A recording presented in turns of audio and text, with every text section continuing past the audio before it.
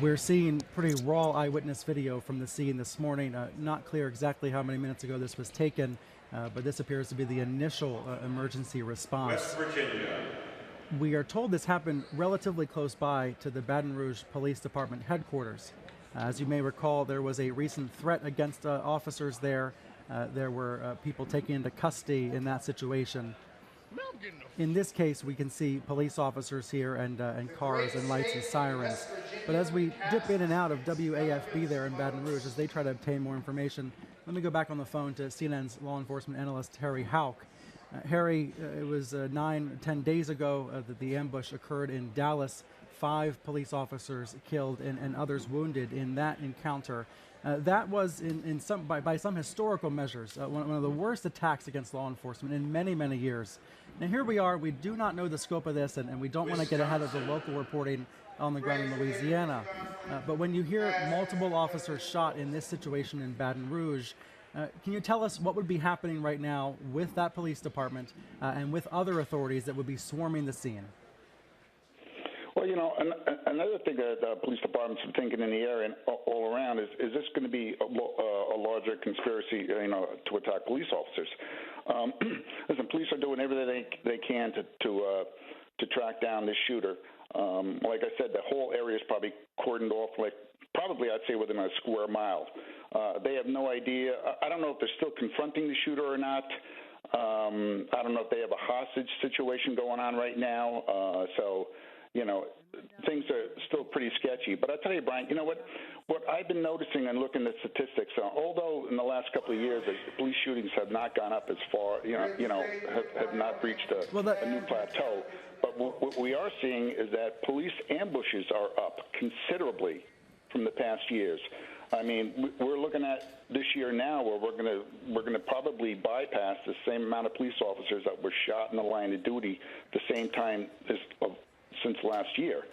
So I checked the reports for 2014, and there were 11 ambushes on police officers in 2014. And, I don't know the circumstances surrounding this shooting here, but it sure looks to me if that many police officers are shot, that we're talking an ambush here.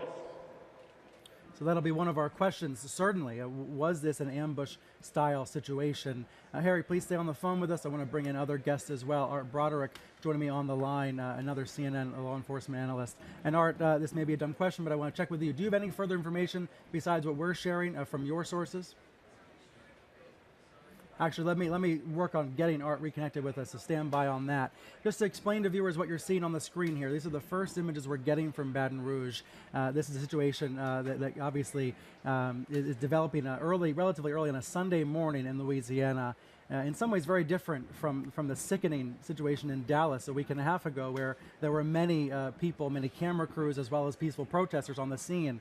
In this case, we do not know how this started. We do not know exactly what time this situation started, but there has been a shooting with multiple officers reportedly down. There are conflicting reports about whether any officers are dead or how many officers are dead and how many officers are injured. Presumably that information is being assessed right now on the scene. But a local station here is showing some amateur eyewitness video of at least the early moments after this shooting. There were also reports from, I believe we have the mayor actually joining us on the phone. Let me see if we can dip into that. This is from the affiliate? Well, I'll tell you what. So let's go ahead and listen right now, hopefully, because we are now trying to make sure that we're getting more and more officers. But, I mean, the thing is right here, this is a very dangerous job. I mean, I cannot even tell you the magnitude, except I've worked public information for city police, and also being mayor for 12 years, you see it from a totally different perspective.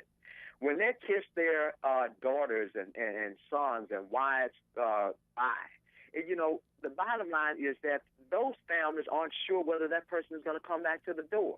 But we can alleviate some of the fears by showing a spirit of brotherhood and sisterhood instead of drawing a line in the sand and say, you stay on that side of the line, I stay on this side of the line, and we're never going to shake hands. So right now there's a call to everybody, regardless of how you may feel, there's still a core city and a great place that we live in. Don't let it be defined by what happened today or what happened last week or anything of that magnitude. It is an urgent call for us to come together.